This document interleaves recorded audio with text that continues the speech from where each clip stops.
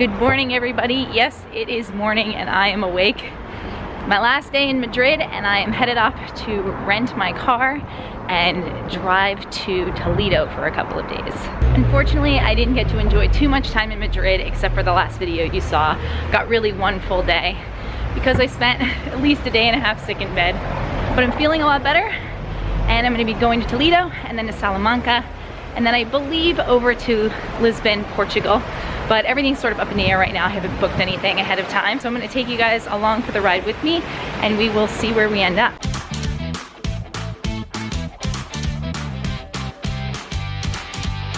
First stop though is to take the metro down to the car rental place, pick up the car, which should be a pretty small, I think it's gonna be a Fiat 500 unless they're really nice and they upgrade me. But pick up the car and then drive back to the Airbnb to grab my stuff.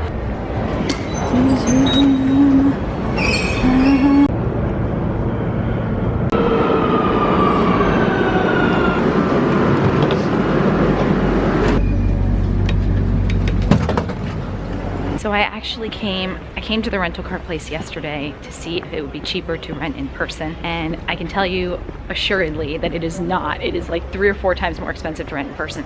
So I just went back home, booked it online to pick it up today, and right now I'm here at the rental car place and I'm just hoping after I get the car I can find a place to park it so I can load it up, because the street I am staying on is not wide enough, I don't think, to just stop a car briefly in the street and load it up without getting yelled at probably by people. Let's get a car.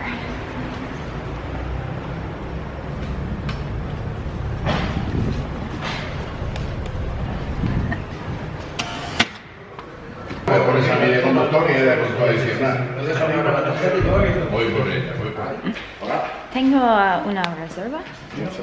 Well, that's embarrassing. I forgot my passport since I left most of my stuff back at the place. So I'm now headed back to the Airbnb to grab my passport and then go back to the rent-a-car place again. Okay, I've got my passport. To get back on this train again. The good news is getting here the second time was a lot more efficient because I knew exactly where to go. I actually left through the correct metro exit. Okay, the car is diesel, okay? See?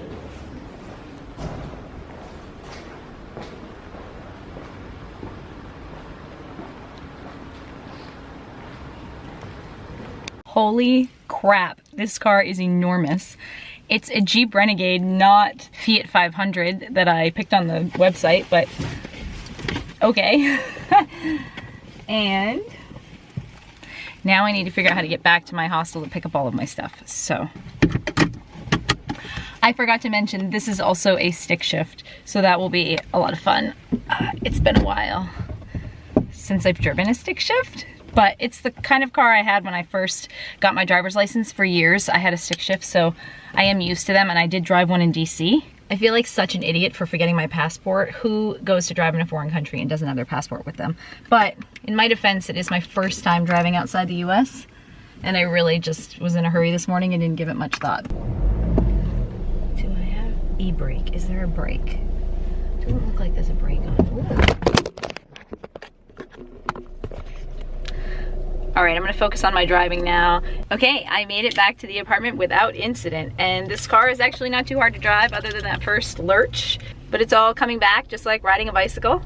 And I managed to get parking right in front of the apartment. All right, the car is loaded up. I have the camera mounted in front of the passenger side using a little mini Gorilla Pod. And shout out to my dad here for these cling gel pads, because I'm gonna use that to mount my phone so that I can see the GPS a bit easier. Find the brake and the clutch, and we're in business. All right, I don't consider myself to be an unintelligent person. Those of you watching may disagree, and that is entirely your prerogative. However, I could not figure out how to get this Jeep into reverse. I have never driven a car that doesn't let you slip it in reverse. It's got the little R, it's right to the left of the 1. I repeatedly kept trying to put it into reverse and it kept going forward, obviously, trying to get up on the curb. And so I ended up having to Google it, and it turns out there is a little lever, I don't know if you can see it, below that you have to pull up in order to slip the car into reverse. I would have never ever thought to do that. But I'm glad that I'm not an idiot, and it's just something I'm not used to. But now, I'm finally on my way. Now we're cooking with gas. Let's do this. Next stop, Toledo. Oh, that sweet, sweet city traffic. So really the only big difference I'm noticing between driving in a car here in Spain and driving in the US is that they cuss on the radio.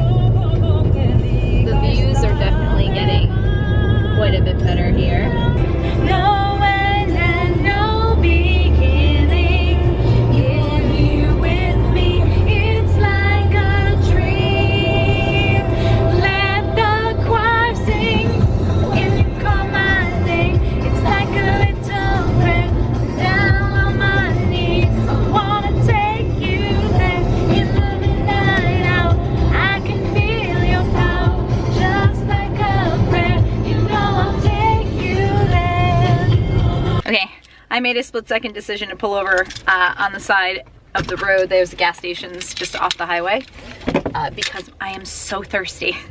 So I'm gonna grab some water and probably a snack, and we'll get back on the road. I've got water and sour cream and onion Pringles. Can't go wrong.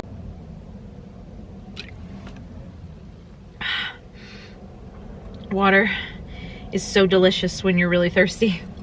While I take this quick little break here, I have to tell you, I'm on season 5 of Downton Abbey, and I'm really feeling for poor Edith and her child.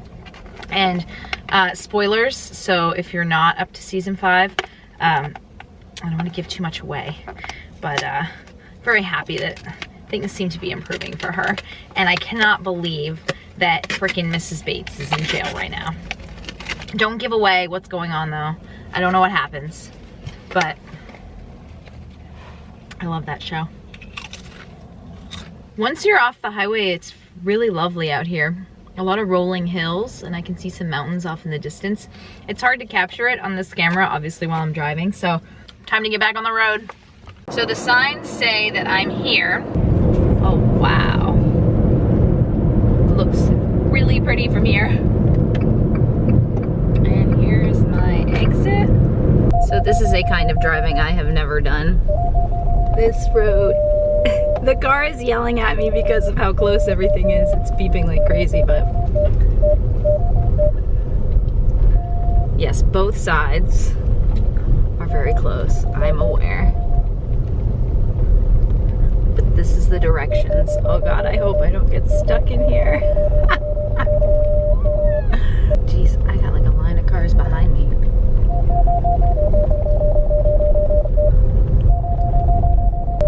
Maybe I should have gotten the insurance. Oh, I guess I'm gonna go for staying at this hotel because I don't know if I have the nerve to get to a bunch of other hotels. Okay, I made it to the little hotel. Don't know where I can put my car in order to see if I can get a room or where the entrance to the hotel is. So let's see. Here's the entrance. I guess I will just pull over right here.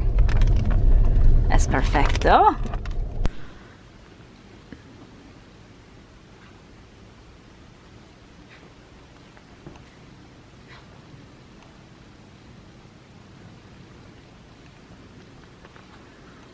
This place is so cute.